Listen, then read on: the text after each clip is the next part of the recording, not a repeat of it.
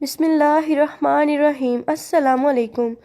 کہانی اردو کلب میں آپ کو خوش آمدید۔ کہانی شروع کرنے سے پہلے اگر آپ نے ابھی تک ہمارا چینل سبسکرائب نہیں کیا تو جلدی سے کر لیں تاکہ ہماری ہر آنے والی نئی ویڈیو آپ تک بآسانی پہنچ سکے۔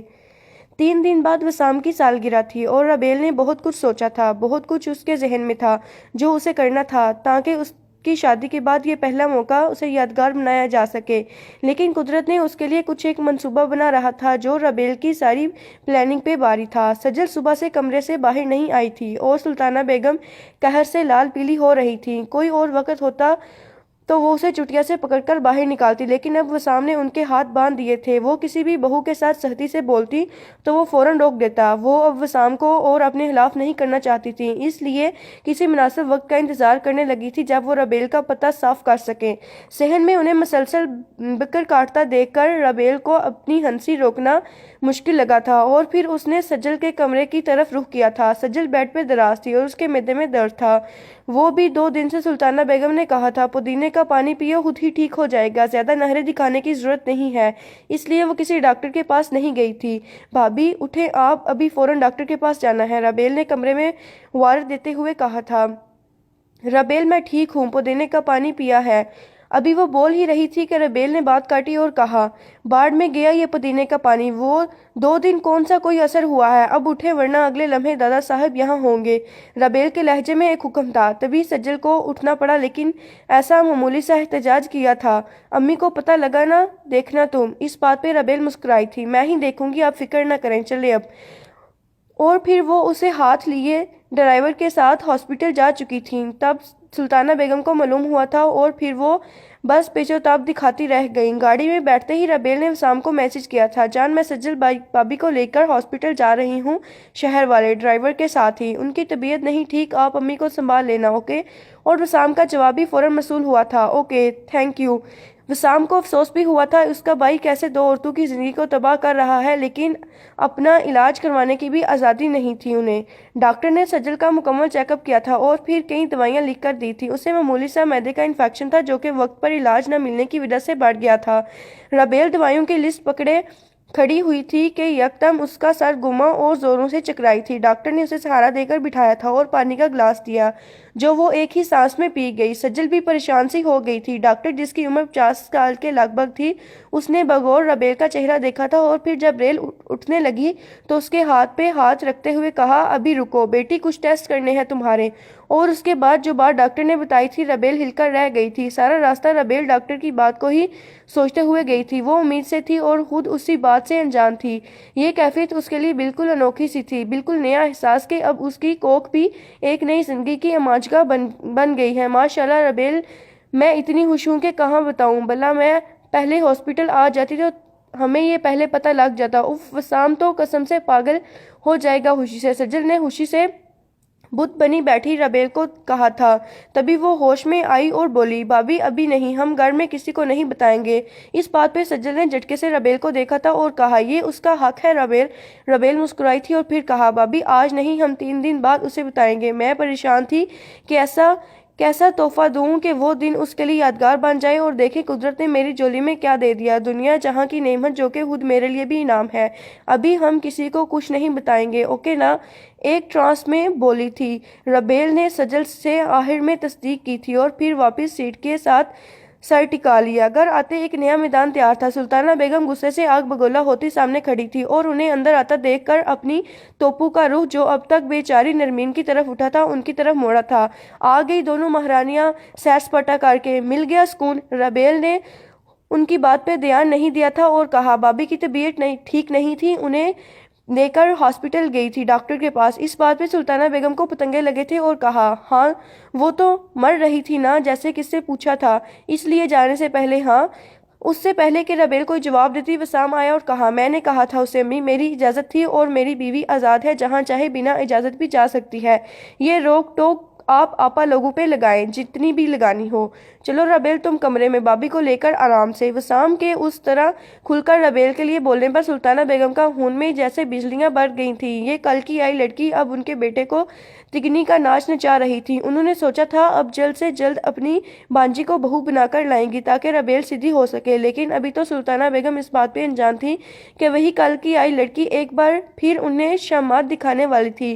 वो भी बिना मैदान में आए। 3 दिन बहुत खामोशी से गुजरे थे। रबेल ने खुद वसाम के लिए केक बेक किया था। सुल्ताना बेगम और उनकी शैतानी टीम सुल्ताना बेगम के बहन के घर गई थी, इसलिए सब बहुत मजे से काम कर रहे थे। रबेल, सजन और नरमीन ने हंसते खेलते सारा काम किया था और वो दोनों उसे बहन की तरह अजीज रखती थी, इसलिए उसकी खुशी में बेतहाशा खुश थी। उसे काम करने का बोल रही थी लेकिन वो बस लगी हुई थी, लेकिन वो चाहती थी कि ये दिन वसाम के लिए यादगार बना दे, उसे ये खुशी किसी खास तरीके से दे। सब काम मुकम्मल हो गए थे और वो तीनों अब तैयार थे। घर के मुलाजमीन भी उन तीनों को खुश देखकर खुश थे, क्योंकि अरसे बाद यहाँ सवाए आंसुओं और साजिशों के कुछ नया देखा था। जब सुल्ताना बेगम ने हवेली में कदम रखा, उन्हें एक अनोखी सी खुशबू आई थी जो बहुत इश्तहा अंगेज थी। फौरन अंदर गई तो देखा अंदर तो मुकम्मल सजावट हुई थी। अभी वो कुछ कह भी नहीं पाएंगे, सब मर्द हजरात आ गए, वो भी कुछ हैरान थे। तभी रबेल किचन से ट्रॉली लेकर बाहर आई, जिसपे उसका बेक किया हुआ केक था। हैप्पी बर्थडे वसाम, इस दिन उसे कहा था, और फिर वसाम के चेहरे पे मुस्कुराहट आई थी। दादा साहब भी हंसते हुए वसाम के गले लगे थे। तभी बताया कि वो भी उसी प्लान में सब बहुओं के साथ थे, तभी तो सबको आज इतना मसरूफ रखा। सुल्ताना बेगम और उनकी बेटियां कुछ ज्यादा अच्छे से बात नहीं कर रही थी। केक काटने के बाद सबने खाना खाया था जो कि बहुत बेहतरीन बना था। उसके दादा साहब ने वसाम को गिफ्ट दिया, उसमें किसी बेड की चाबियां और कागज थे। जब खोला तो उसमें इस्लामाबाद में एक फ्लैट का जिक्र था जो उन्होंने वसाम के नाम कर दिया था। फैज ने एकदम दादा साहब की तरफ देखा था। जब से अपने अपने कमरों में जाने लगे तो रबेल का कहा, मेरा तोहफा तो अभी बाकी है, और एक देख वसाम को दिया था। उसमें एक डब्बा था जिसमें बहुत सारे कागजात थे। उन कागजों के दरमियान वसाम को एक खाकी लिफाफा दिखा था। उसे खोलकर पढ़ते वसाम की आंखों में जैसे आंसू आ गए थे। बिना कुछ कहे वो रबेल की जाने मुड़ा था और फिर उसे सीने से लगाया था और कहा, शुक्रिया बेला, बहुत बहुत शुक्रिया।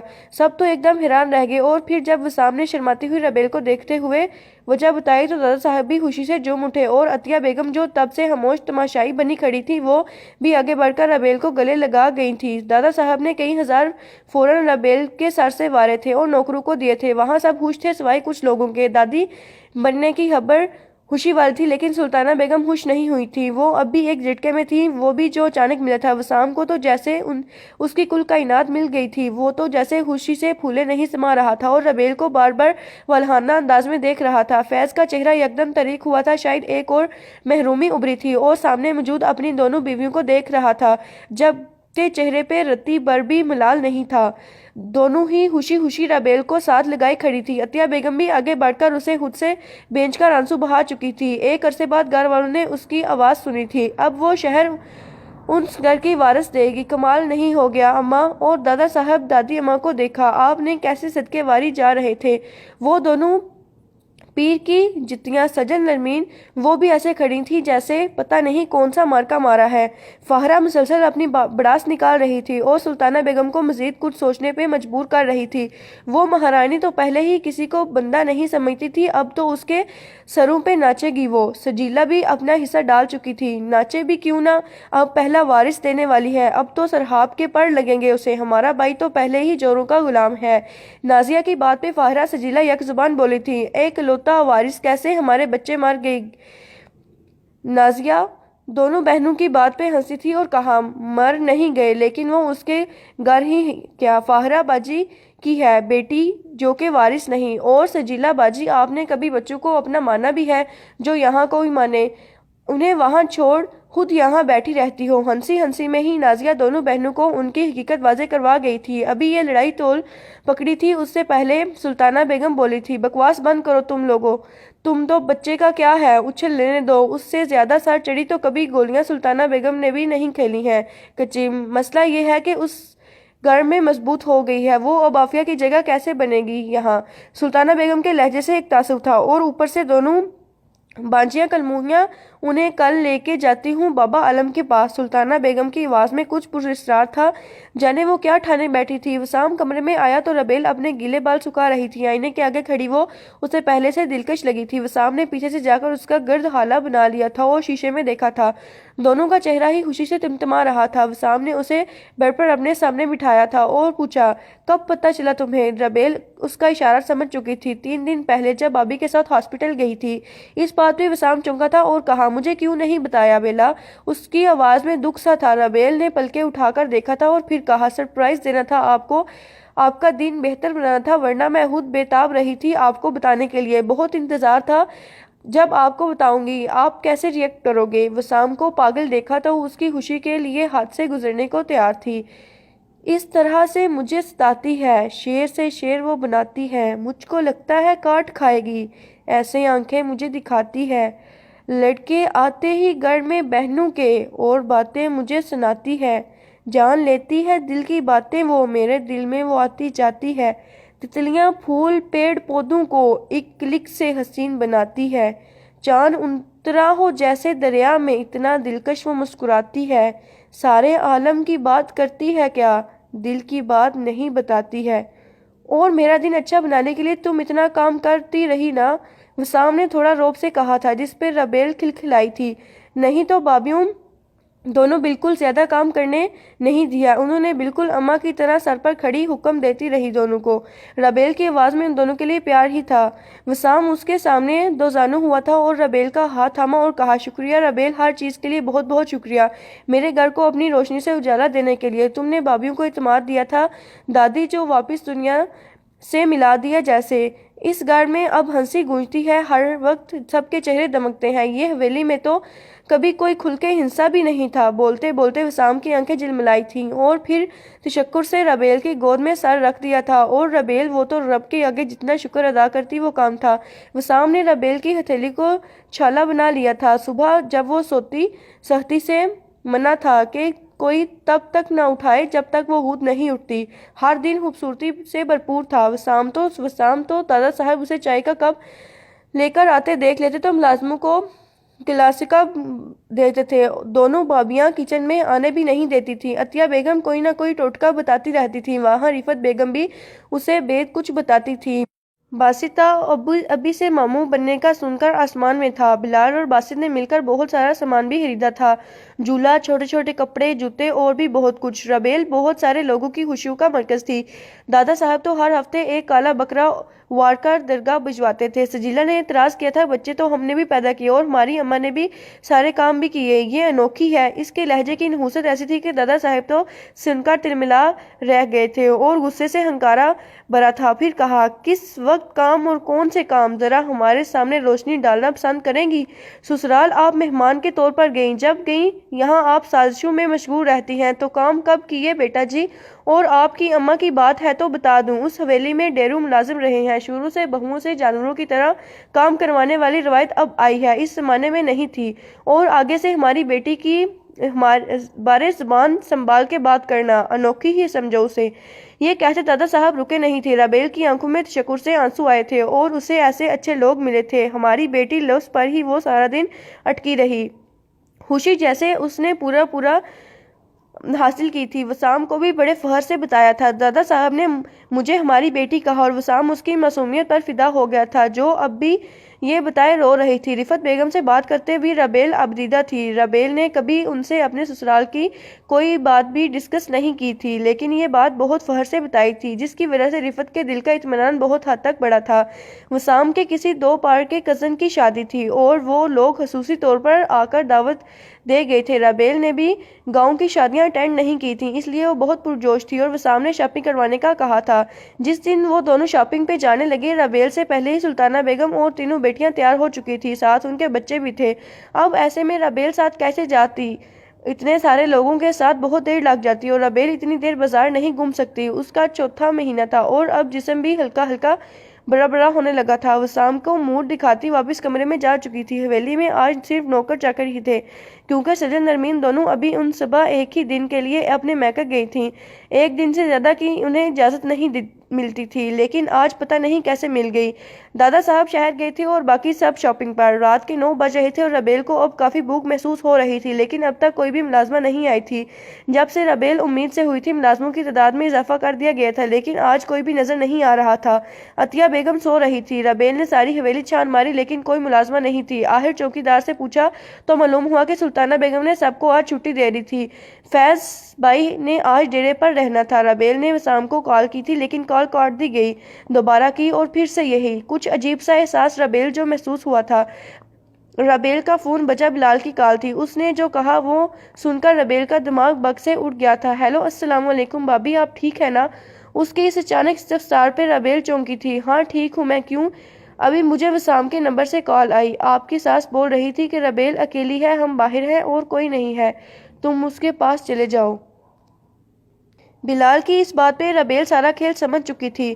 وسام کا فون کسی طرح ان سب کے ہاتھ میں تھا، اس لیے کال کاٹی گئی تھی۔ بلال کو لے کر ربیل کے لیے شک پیدا کرنا سب کا مقصد تھا۔ بھائی میں تو ٹھیک ہوں، کوئی مسئلہ نہیں، آپ نہ آئیں بلکہ اپنے گھر ہی رہیں یا کسی ایسے دوست کے ساتھ جیسے وسام بھی جانتا ہو، اور دیکھتا رہنا آپ۔ ربیل نے پرسوچ انداز میں اپنا فون اٹھایا تھا اور پھر فوڈ پانڈا سے اپنے لیے کافی سارا کھانا آرڈر کیا تھا کیونکہ اسے ضرورت پڑنے والی تھی۔ اس علاقے میں عام طور پر فوڈ پانڈا زیادہ عام نہیں تھا، لیکن اس کے لیے کھانا آ گیا تھا۔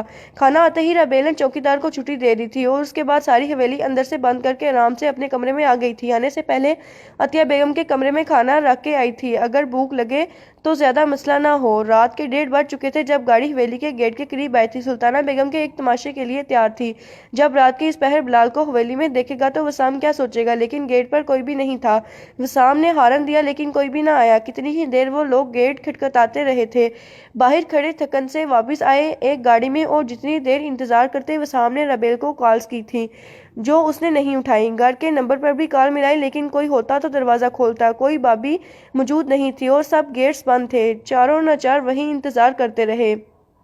صبح کے 4 بجے جب عطیہ بیگم کی دوائیوں کا اثر ختم ہوا اور وہ نماز کے لیے اٹھی تو تب انہوں نے آواز سنی، کوئی زوروں سے دروازہ کھٹکھٹا رہا ہے، اور پھر دیکھا تو وہ ساری پلٹن باہر برے حال میں کھڑی تھیں، اور جب سے اندر آئے کمروں کا رخ کیا تو ایک اور جھٹکا لگا تھا۔ کوئی بھی دروازہ کھلا ہوا نہیں تھا اور نہ ہی کوئی چابی مل رہی تھی۔ سلطانہ بیگم اور سجیلہ اپنے بچوں نے ساتھ عطیہ بیگم کے کمرے میں دراز ہو گئیں، جہاں وہ قدم رکھنا بھی گوارا نہ کرتی تھیں، اور باقی سب وہیں لاؤنج میں۔ وسام نے کئی بار دروازہ کھٹکھٹایا لیکن ربیل نے دروازہ نہ کھولا تھا۔ ربیل صبح اٹھی تو 10 بج رہے تھے۔ دادا صاحب بھی آ گئے تھے اور باہر شاید کھانا لگ رہا تھا۔ سب ابھی بھی کل جیسے حلیے میں تھے۔ سجن اور نرمین بھی آ چکی تھیں کیونکہ ان کی عیاشی ایک ہی دن کی تھی۔ جیسے ہی ربیل کھانے کی میز پر آئی، سلطانہ بیگم بپھری ہوئی اس کی طرف بڑھی اور کہا، اس نے کل جان کے کیا صاحب، سارے دروازے بند کر دیے تاکہ ہمیں مسئلہ ہو۔ وہ اسے ہاتھ نہ لگا پائیں کہ ربیل ان سے فاصلہ بڑھایا اور کہا، گھر سے سب کو آپ نے بھیجا تھا؟ امی میں نے نہیں،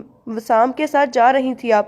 اگر مرد ملازم اکیلا گھر میں کیوں ہوتا، میں نے اسے بھی بھیج دیا۔ وسام کو کال کی تھی، اٹھائی ہی نہیں۔ اب میری موجودگی میں گھر میں کوئی آ جاتا تو میں کیا کرتی تھی، کوئی چوری نہ ہو جائے بس اس لیے سب دروازے بند کر دیے۔ وسام کو کال کی یہی بتانے کے لیے باہر بڑے گملے کی مٹی میں سب چابیاں ہیں، لیکن اٹھائی ہی نہیں گئی، اور صبح تو میں سو رہی تھی، پتہ نہیں لگا۔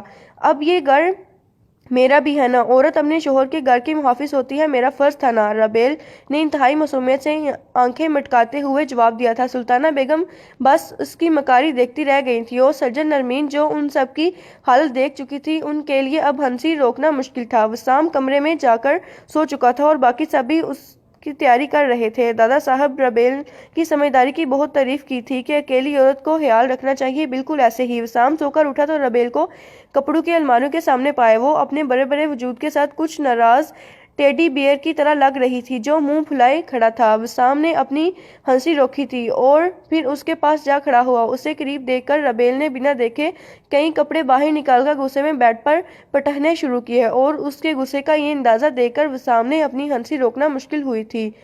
دلکش اور پیارا ہے مگر اتنا غصہ ٹھیک نہیں، غصے پہ مرنے والے پر اتنا غصہ ٹھیک نہیں، ہلکا سا ہی عتابی رنگ ایسے بدن پر کھلتا ہے، تو ہے محبت کا پیکر، اتنا غصہ ٹھیک نہیں۔ देखा है क्या आईना कैसा हो जाता है रूप, इतने सुंदर मुखड़े पर इतना गुस्सा ठीक नहीं।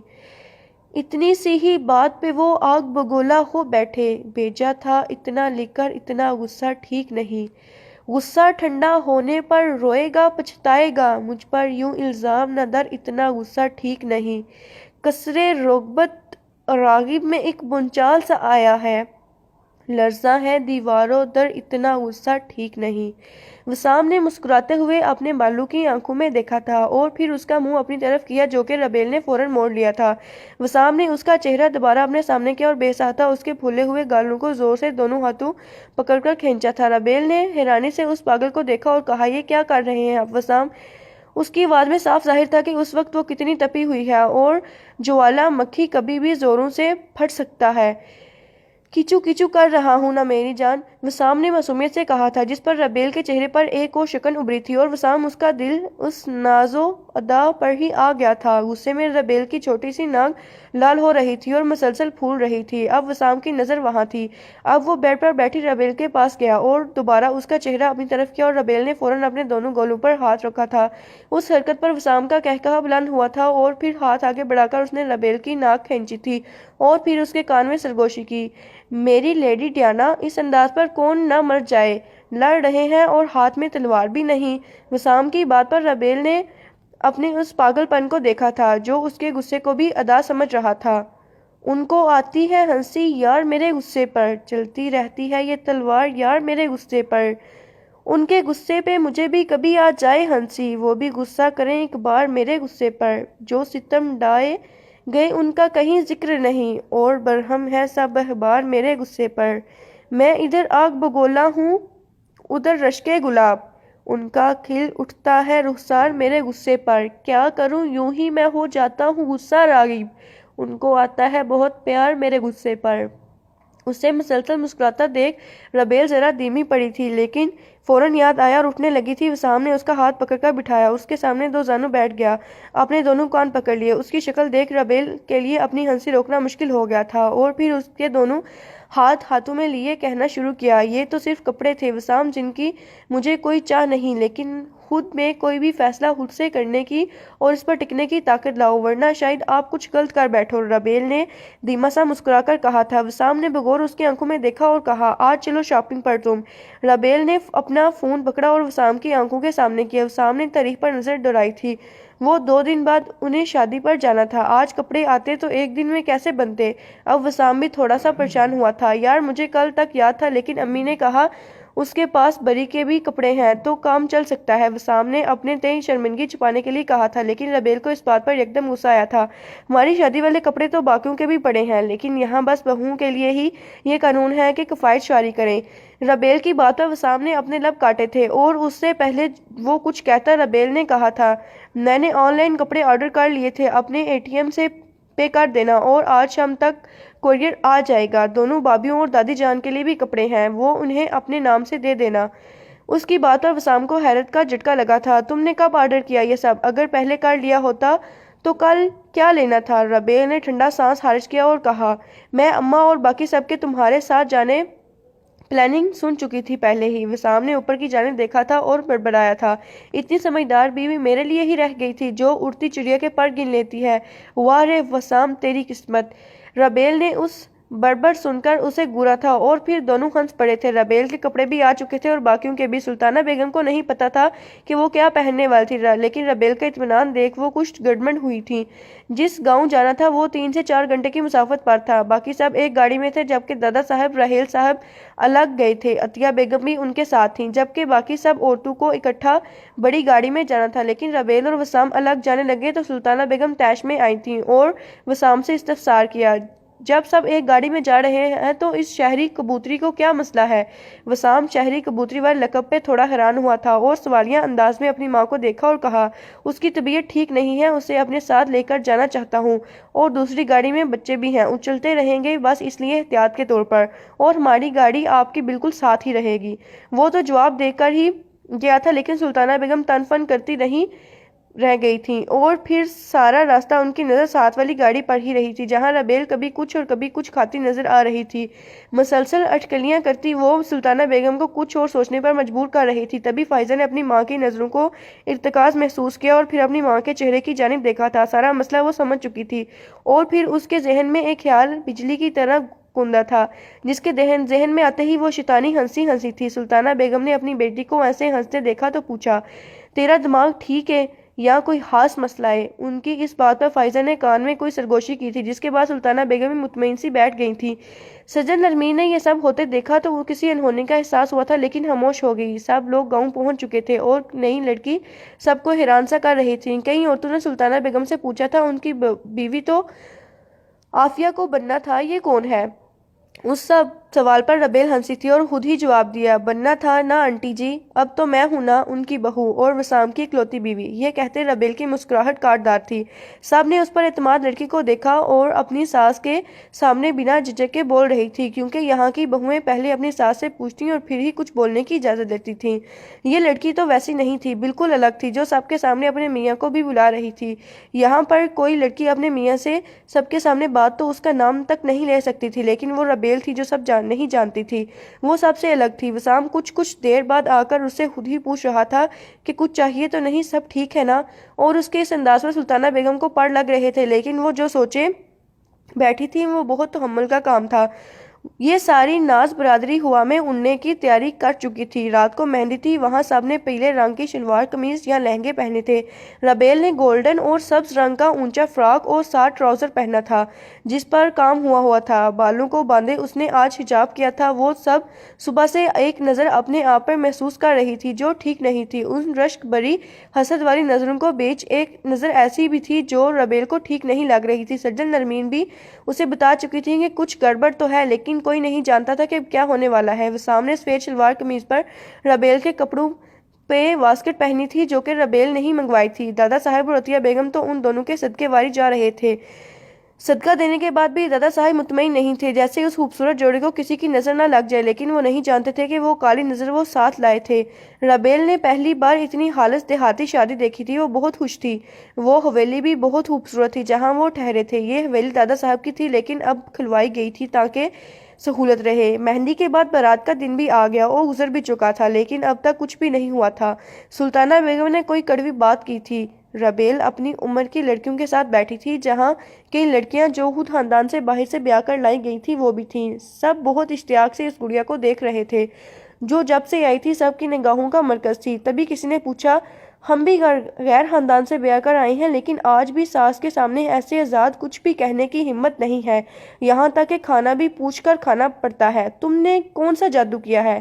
اس کی بات پر ربیل کھلکھلائی تھی اور کہا، جادو نہیں پیار، وسام ہے وہ جادو جس نے ساری ہمت دی ہے، ورنہ میں تو شاید یہاں ٹک ہی نہ پاتی۔ وسام کی محبت نے مجھے اتنی طاقت دی کہ مجھے ساری دنیا اپنے سامنے جھکی ہوئی لگتی ہے۔ اس کا بھروسہ، اعتماد جو اس نے مجھے دیا ہے، جادو تو وہ ہے، ربیل نے دلکش مسکراہٹ کے ساتھ کہا تھا اور جہاں کئی آنکھوں میں رشک در آیا تھا وہیں کئی نظروں میں حسد ابھرا تھا۔ ربیل کی اس ہنسی پر وہ سارا اعتماد اور بھروسہ کھڑا ہنس رہا تھا جو ربیل کی طاقت تھا۔